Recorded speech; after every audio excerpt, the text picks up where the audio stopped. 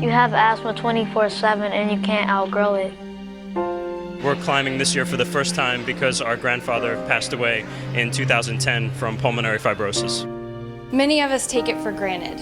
Breathing, taking breaths in and out. For millions of Americans with lung disease, it is an extremely difficult thing to do. My name is Deanna Durrett, and I'm a volunteer for the American Lung Association of the Northeast. Asthma, COPD, emphysema, lung cancer.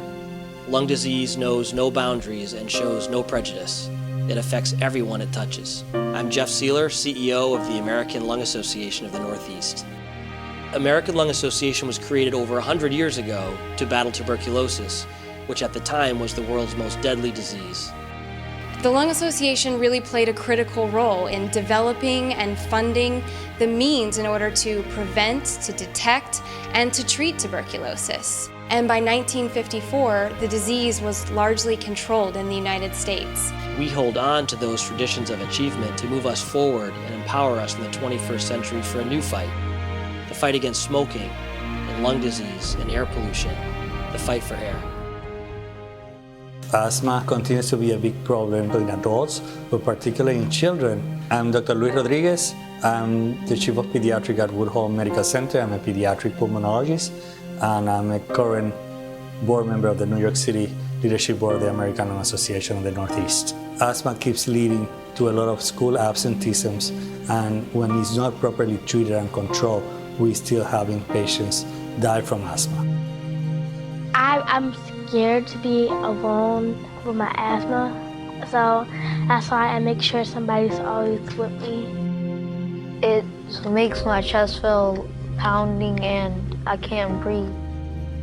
The American Lung Association serves communities throughout the Northeast, providing numerous programs, support, and resources to both children and adults so that they can make a difference in promoting lung health and preventing lung disease.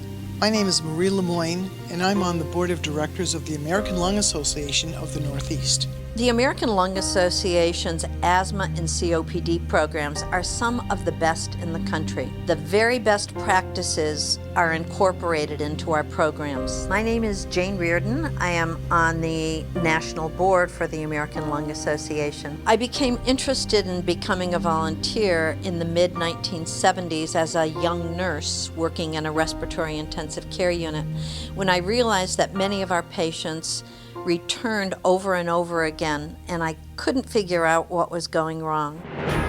The American Lung Association of the Northeast funds high-quality research with the goal of uncovering effective prevention and treatment strategies, as well as cures for lung disease.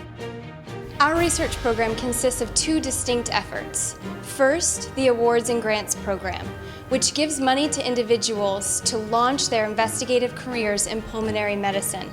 And second, our asthma clinical research centers, which conduct large-scale clinical trials that really have an effect on patient care and asthma treatment. I'm Vladimir Lavikovsky.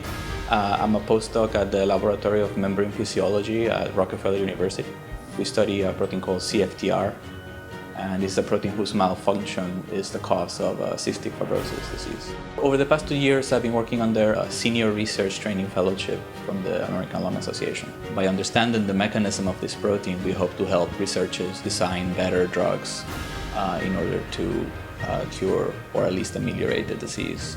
I started volunteering for the Lung Association when I was 13 years old, and that's because the American Lung Association sponsored a program that came into my school and taught me and my peers about the dangers of tobacco use. I wanted to help spread the word to other young people about just how addictive and harmful smoking is. The Lung Association back then and today is a leader in the fight against the tobacco companies. They are pushing states to increase tobacco taxes, to fund tobacco cessation programs so that people that have started smoking can quit. Also tobacco control programs to keep young people from ever trying their first cigarette.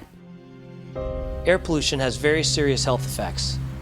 Particle pollution, or soot, stems from tailpipes, smokestacks, and fires. Breathing these tiny particles is like rubbing sandpaper on your lungs. The Clean Air Act protects the public's health. For the last 40 years, this law has reduced air pollution and saved lives. The American Lung Association is fighting to protect the Clean Air Act and all things that make air worth breathing. We are fortunate to have so many people throughout the Northeast care about our mission and want to join our cause. This is my first trek. I'm very excited. I've been training for a couple of months. This has been on my bucket list for years. I've been inspired by all the people I work with, and it's just been a fabulous experience. We're climbing in honor of our dad that passed away from lung cancer about 9 years ago. And one of the ways they help is through our fundraising events, our stair climbs, bike treks, or walks. They aren't just fitness activities, they become these really exciting and inspiring events for everyone involved. Families, corporate teams, volunteers, sponsors. It's a real community effort where people come together to show support for our vision for a world free of lung disease. We're especially proud of our trek across Maine, which is the most successful Lung Association fundraising event in the nation. The fight for air would not be possible without our thousands of donors, volunteers, and event participants. Together, we can create a world free of lung disease.